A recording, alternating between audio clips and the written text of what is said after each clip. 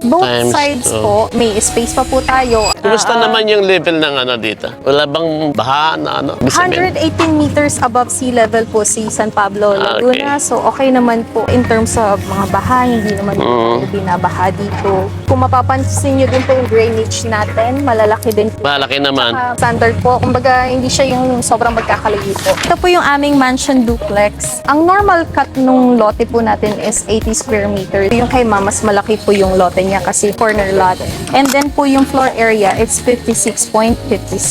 56 na yon yung Yung dalawang. dalawa na po siyang floor. Ayun. Dalawang floor na yun. Apo. Tapos both Times sides two. po, may space pa po tayo. On this side, cemented carport. Tapos sa lanay area sa likod po, ayun. And then on this side po, extra space pa rin po ito. Ito, 80 lang to. Apo. 50. Yung sa kanya nakuha niya. To be exact, 94. 94. Baka possible hanggang dito po yun. Mga ganun. Siguro, may ganyan. May extent mga ganyan Oo, siguro. 94 po yun. Yung lote Okay. ni ma'am. Gusto niyo pong palagyan ng bubong and then provision for a carport. Mas mukha siyang maluwag. Kasama din po itong cemented na steps. Pag tinurn over, meron na po Ay, to. meron ng ganito. Opo, ito pong Mami, elevated apakan. nga naman, ano? Opo. And then ito rin po, lalagyan nyo na lang ng bumbilya ng light bulb.